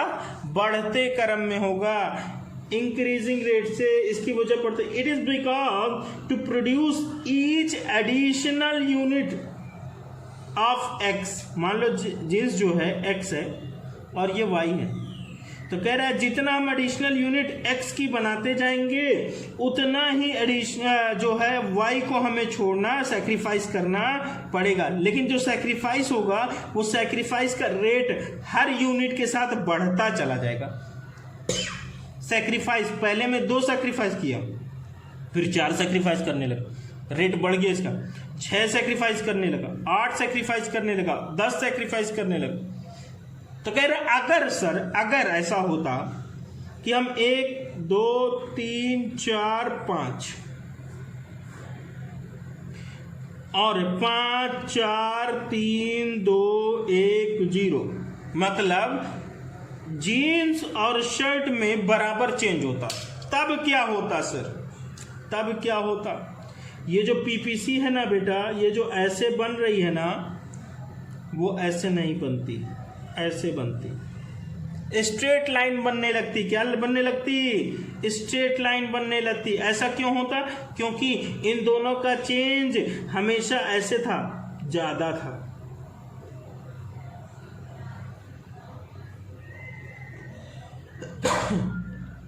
इसमें जो चेंज था, एक्स में हम सिर्फ 1 यूनिट बदल रहे थे तो यहाँ 2 का चेंज आ जा रहा, फिर 1 यूनिट बदल रहे थे 4 का चेंज आ रहा, फिर 1 यूनिट बदल रहे थे तो 6 का चेंज आ जा रहा। मतलब ये इंक्रीजिंग रेट से था। और यहाँ पे जो बदलाव होगा वो यहाँ पे 1 यूनिट बदला तो यहाँ भी 1 ही यूनिट बदला, फिर 1 यूनिट बदला तो 1 ही यूनिट बदला। हमने जीन्स 1 भी नहीं बनाई तो शर्ट कितनी बनाई? 5। 1 जीन्स बनाने लगे तो कितने का चेंज आया? 1 यूनिट का। देखिए यहाँ पे रेशियो क्या बनेगा? Rate of substitution 1:1। अच्छा, यहाँ भी 1 बढ़ाया तो इसमें कितना घटा? 1 ही घटा। फिर 1 बढ़ाया, फिर कितना घटा? 1 घटा। तो रेट ऑफ सब्स्टिट्यूशन क्या है भैया? बराबर है। रेट ऑफ सब्स्टिट्यूशन दोनों का क्या है? जितना एक में घट रहा है उतना ही एक में बढ़ रहा है। तो पीपीसी क्या हो जाती? स्ट्रेट लाइन हो जाती। लेकिन पीपीसी स्ट्रेट लाइन होती नहीं है। अगर होगी तो मतलब आप समझ जाइएगा कि उसका मतलब रेट ऑफ सब्स्टिट्यूशन दोनों का क्या है? जितना एक्स को छोड़ रहे हैं उतना ही एक्स में वाई में पा रहे हैं। अच्छा, जितना एक्स में छोड़ रहे हैं उतना वाई में नहीं, उससे कहीं ज्यादा कम वाई में पा रहे हैं। ऐसा समझ लीजिए, जितना हम एक्स में पा रहे हैं 1 यूनिट पाए उससे ज्यादा छोड़ना पड़ा, 1 यूनिट और पाए ज्यादा छोड़ना पड़ा, 1 यूनिट और पाए और ज्यादा छोड़ना पड़ा, 6 यूनिट छोड़ना पड़ा, 1 यूनिट और पाए 8 यूनिट छोड़ने लगे। बात समझ में आ रही है? तो जब ये बराबर नहीं होता तो पीपीसी कॉनकेव बनती है, इंक्रीजिंग रेट पे होता। तो अगर दोनों बराबर हो जाए तो स्ट्रेट लाइन हो जाती है पीपीसी। ठीक है, चलिए आगे चलते हैं। स्लोप्स डाउनवर्ड और निगेटिव स्लोप, हिंदी में क्या बोलते हैं? नीचे की ओर ढलान या ऋणात्मक ढलान। अच्छा, ऐसा दूसरा ये प्रॉपर्टी है। दूसरी प्रॉपर्टी में क्या कहना चाह रहा है? वो कह रहा है production possibility curve. Production possibility curve जो है वो क्यों नीचे की ओर झुकी होती है भाई? ऐसा क्यों होता है? ये ऐसे ही क्यों होती है? ऐसे क्यों नहीं होती? बात समझ में आ रही है? कह रहा ऐसे आती है और नीचे की तरफ चली जाती है। क्यों ऐसा होता है? ये होता है बेटा अपॉर्चुनिटी कॉस्ट की वजह से।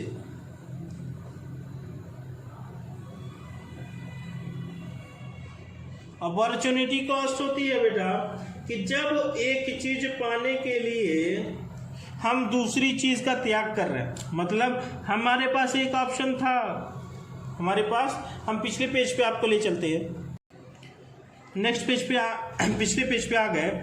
हमारे पास एक ऑप्शन ये था, हमने ये नहीं चूज किया, ये चूज कर लिया क्योंकि हमें जीन्स भी थोड़ी सी चाहिए थी, शर्ट ज्यादा चाहिए, या हमने इसको भी छोड़ दिया, हमें थोड़ी ज्यादा जीन्स चाहिए, थोड़ी ज्यादा ठीक ठाक शर्ट भी चाहिए, तो हमने 3 जीन्स बना ली और 18 शर्ट बना ली। ठीक है।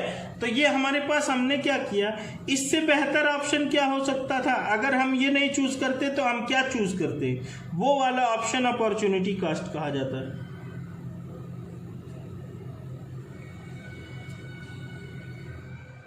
इसका मीनिंग है नेक्स्ट बेस्ट अल्टरनेटिव फॉरगॉन।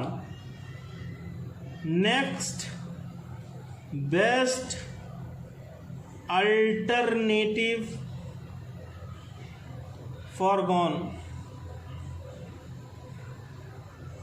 जो हमने बेस्ट अल्टरनेटिव पिछली जाने दी, मतलब हमने जो चूज किया वो तो हमारे लिए संतुष्ट है, हम उसमें, ठीक है। लेकिन अगर हम उसे ना चूज करते तो किसे चूज करते? वो वाली हमने छोड़ दी ना, वो वाला हमने छोड़ दिया, उसी को हम क्या बोलते भैया? Opportunity cost.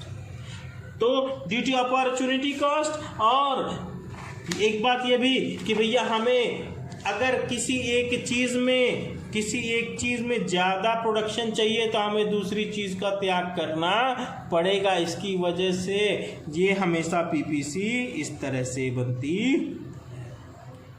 ठीक है। कोई दिक्कत?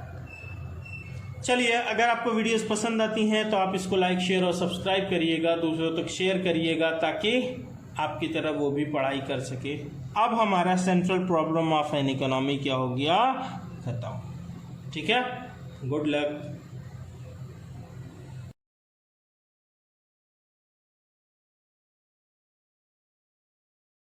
अच्छा बच्चा, एक बात तो हमसे छूट गई, माफ करिएगा, ध्यान से देखिएगा। ये हमारी पीपीसी है। अगर हमने देखा कि हम जो है इस लाइन पे अपना पूरा पैसा खर्च कर ले रहे हैं तो इस लाइन के अंदर करना नहीं चाहेंगे और इस लाइन से बाहर जाने की हमारी औकात नहीं। तो इस लाइन के बाहर हमारा अगर कोई पॉइंट है तो उसको बोलेंगे अनअटेनेबल। हमारी औकात के बाहर है, अनअटेनेबल, ठीक है, हमारी पहुंच से बाहर है। अच्छा, हमने अपने स्रोतों का कम इस्तेमाल किया। अगर हमने इसके अंदर कोई प्रोडक्शन किया तो हमने अपने पैसे को पूरा इस्तेमाल कहाँ किया? मान लो यहाँ पे हम 700 इसका खर्च कर रहे हैं और इस लाइन पे प्रोडक्शन कर लिए, तो बताइए हमने 1000 खर्च कर सकते हैं, लेकिन हमने खर्च सिर्फ कितना किया? 700 यूनिट, ठीक है, सिर्फ 700 रुपए। तो हमारा ये पॉइंट क्या कहलाएगा? Under utilisation. अंडर यूटिलाइजेशन मतलब हमने अपने पैसों को कम इस्तेमाल किया। लेकिन कोई भी पॉइंट रख दी जाए, A B C D E F G H, जितना भी ऑप्शन बन सकता है पीपीसी, ऑन पीपीसी पे अगर कोई पॉइंट रख दिया जाए तो मतलब मैक्सिमम यूटिलाइजेशन या ऑप्टिमम बोलिए, ज्यादा अच्छा है, ऑप्टिमम यूटिलाइजेशन ऑफ रिसोर्सेज। हम अपने पैसे को पूरा इस्तेमाल कर रहे हैं, ठीक है। ये 3 पॉइंट हमसे बच गया था, हम क्या बता दें बेटा, ठीक है। चलिए, गुड लक। देखिए बेटा, अगर आप लोग को अभी तक वीडियो सारी समझ में आ रही हैं, पसंद आ रही हैं, तो आप दूसरों तक शेयर ज़रूर करिए। उससे क्या होगा कि मेरी थोड़ी हेल्प हो जाएगी। मैं कुछ करना चाहता हूँ आप लोगों के लिए, तो जितना आप लोग सपोर्ट करते रहेंगे और शेयर करते रहेंगे उतना मुझे सपोर्ट मिलता रहेगा, है ना। तो आप लोग बस शेयर किया करिए, पसंद आए वीडियो तो लाइक किया करिए और लोगों से बोलिए सब्सक्राइब कर लें ताकि वो भी आसानी से पढ़ाई कर सकें। Okay, good luck.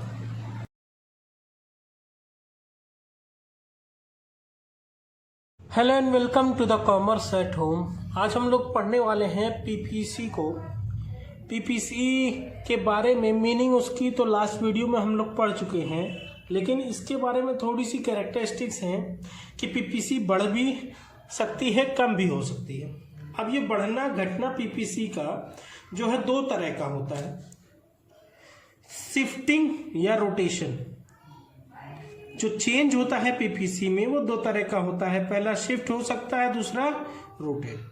हम आपको बताएंगे कब शिफ्ट होगा, कब रोटेट होगा। अच्छा, ये दोनों होता क्यों है? क्योंकि पहली बात, अगर उसके रिसोर्स में बदलाव करेंगे, दूसरा उसकी टेक्नोलॉजी में, मतलब कि जो मशीनें वगैरह लगाई जा रही हैं उस सामान को बनाने के लिए। पीपीसी का मतलब क्या था कि हम गुड्स एक्स और गुड्स वाई, दो तरह के गुड्स बनाना चाहते हैं, गुड्स एक्स और गुड्स वाई, और हम कितना पैसा लगाएं कि हम मैक्सिमम हम जो पैसा लगा रहे हैं उससे मैक्सिमम यूटिलाइज करके हम ज्यादा से ज्यादा सामान बना सकें। वही था पीपीसी निकालना कि भैया जितना पैसा हम मान लो 1 लाख रुपए लगाना चाहते हैं तो 1 लाख का कौन सा कॉम्बिनेशन लें जिसकी वजह से हम मैक्सिमम से मैक्सिमम प्रोडक्शन अपने यहाँ कर पाए, गुड्स एक्स का और गुड्स वाई मिलाकर।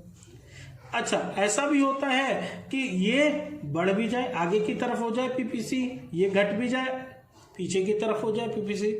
हमेशा याद रखिएगा इकोनॉमिक्स में राइट वर्ड शिफ्ट मतलब होता है, राइट वर्ड की तरफ होना मतलब होता है इंक्रीज, और लेफ्ट वर्ड की तरफ होना मतलब होता है डिक्रीज। ठीक है, तो पहले शिफ्ट की बात करेंगे फिर रोटेट की बात करेंगे। देखिए शिफ्ट क्या होता है, खिसक जाना, एक जगह से खिसक कर दूसरी जगह हो जाना। जैसे कि ये मान लो हमारा पीपीसी था, ये हमारा पीपीसी है, अब इस पीपीसी खिसक के यहां चली गई दूसरी जगह। ये डिफरेंस हमेशा बराबर रखिएगा, बराबर बनेगी नहीं, थोड़ा बहुत आगे पीछे हो ही जाता है। ये खिसक के जो ऊपर की तरफ चली जा रही है वो क्या आता है, राइट वर्ड शिफ्ट है। क्या है, राइट वर्ड शिफ्ट। अच्छा सर ये राइट वर्ड शिफ्ट तो समझ में आ गया, दाईं तरफ चली गई तो राइट वर्ड शिफ्ट कह रहा है। अच्छा, यही जब अंदर की तरफ आ जाए तो लेफ्ट वर्ड शिफ्ट हो जाएगा। क्या कहलाएगा, लेफ्ट वर्ड शिफ्ट। अच्छा, ऐसा होता क्यों है, मेन मकसद तो हमारा यह है जानने का कि ऐसा क्यों होता है कि पीपीसी राइट साइड चली गई या पीपीसी लेफ्ट साइड। अब याद रखिए जब हम एक्स और वाई बनाना चाहते थे तो उसमें पैसा लगता है, यहाँ रिसोर्सेज लगते हैं, उसके साथ साथ मशीनें वगैरह लगती हैं, लेबर लगते हैं, टेक्नोलॉजी लगती है। तो जो भी रिसोर्सेज लग रही हैं, अगर वो रिसोर्सेज हम ज़्यादा लगा दें, पैसा हम ज़्यादा कर दिए, 1 लाख के बजाय 2 लाख लगा दिए, तो अब बताइए 1 लाख के बजाय अगर आप 2 लाख रुपए लगा देंगे तो जाहिर सी बात हमारा प्रोडक्शन क्या हो जाएगा, बढ़ जाएगा। हम एक्स भी ज़्यादा बना पाएंगे और वाई भी ज़्यादा बना पाएंगे। तो अगर चेंज जो हो रहा है in both resources and technology, अगर रिसोर्स और टेक्नोलॉजी में दोनों में चेंज एक साथ आ रहा है इंक्रीज का, तो राइट वर्ड शिफ्ट होगा। और अगर वो डिक्रीज का चेंज आ रहा है मतलब हम पैसा भी कम लगा रहे हैं और मशीनें भी जो लगाए थे हटा दी। एक एग्जांपल ले लेते हैं, एग्जांपल से समझेंगे। ठीक है, मान लो 2 मशीन्स हमने लगाई, 2 मशीन्स लगाई और कुछ रॉ मटेरियल्स वगैरह लगाए, रॉ मटेरियल लगाए, और 1000 पीसेस हम सामान बनाते हैं जिसमें से 300 पीस एक्स बनाते हैं और 700 पीस वाई बनाते हैं। 300 पीस एक्स बनाते हैं और 700 पीस वाई बनाते हैं। अब ध्यान दीजिएगा,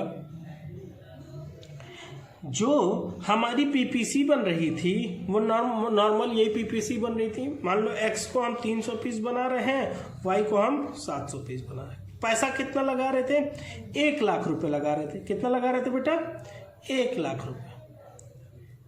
अब बताइए अगर ये पीपीसी नॉर्मल बन रही है हमारी,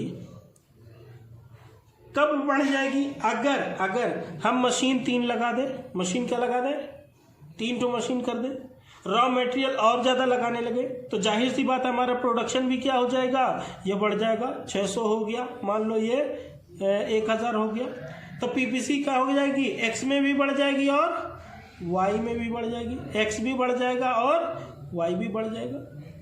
बात समझ में आ रही है। अगर वही मशीनें हम कम कर देंगे, वही मशीन हम कम कर देंगे तो पीपीसी अंदर की तरफ हो जाएगी, लेफ्ट वर्ड शिफ्ट आ जाएगी। क्या आ जाएगी, लेफ्ट वर्ड शिफ्ट, अंदर की तरफ आ जाएगी।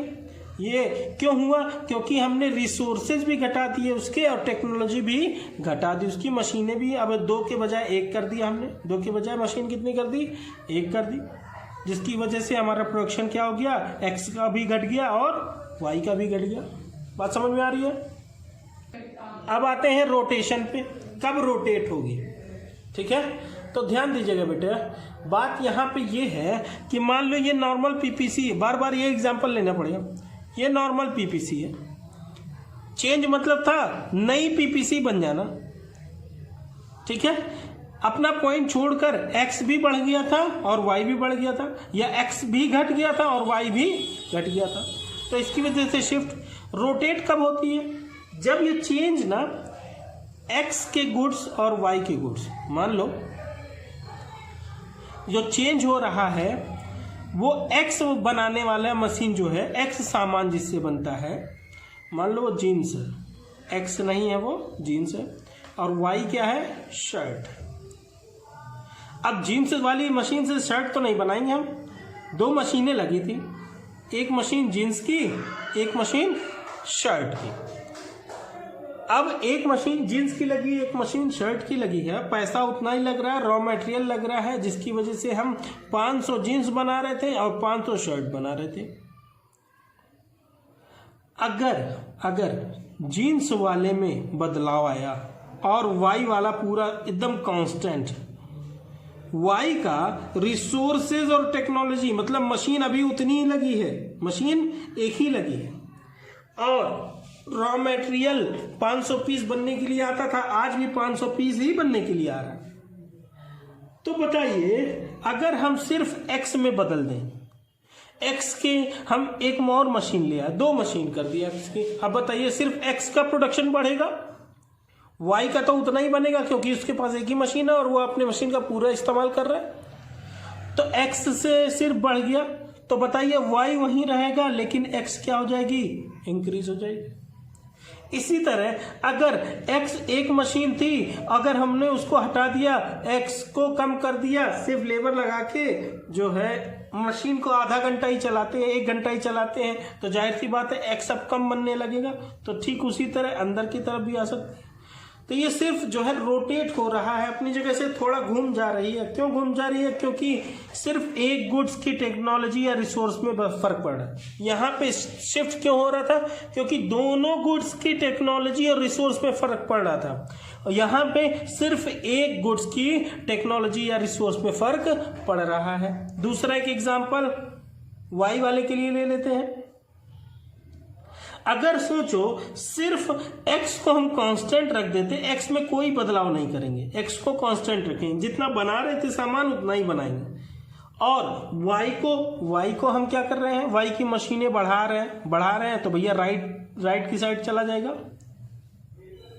भैया y क्या हो जाएगा? ज्यादा बनने लगेगा। अगर y को कम करना चाहेंगे तो y को हम कम भी कर सकते हैं, तो y अंदर की तरफ आ जाएगा।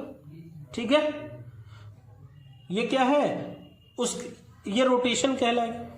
क्यों रोटेशन कहलाएगा? क्योंकि चेंज इन टेक्नोलॉजी या रिसोर्स सिर्फ एक ही कमोडिटी में हो रहा है, दूसरी वाले में नहीं हो रहा। दोनों में होता तो वो शिफ्ट कहलाता, एक में हो रहा है इसलिए वो रोटेट हो रहा है। तो चेंज जो होता है पीपीसी का चेंज जो होता है बेटा, वो दो तरह का होता है, शिफ्ट का और रोटेट का। शिफ्ट का कब? जब बोथ कमोडिटी में चेंजेस आ रहे हैं, चाहे बढ़ने के चाहे घटने के। और रोटेट कब होता है? जब एक गुड्स में चेंज आते हैं, एक गुड्स की टेक्नोलॉजी और रिसोर्स में चेंज आते हैं, चाहे बढ़ रहे हो चाहे घट रहे हो। बात समझ में आ रही है? तब रोटेट होता है। चलिए अगली वीडियो में फिर मिलेंगे। Good luck. देखिए बेटा, अगर आप लोग को अभी तक वीडियो सारी समझ में आ रही हैं, पसंद आ रही हैं, तो आप दूसरों तक शेयर ज़रूर करिए। उससे क्या होगा कि मेरी थोड़ी हेल्प हो जाएगी। मैं कुछ करना चाहता हूँ आप लोगों के लिए, तो जितना आप लोग सपोर्ट करते रहेंगे और शेयर करते रहेंगे उतना मुझे सपोर्ट मिलता रहेगा, है ना।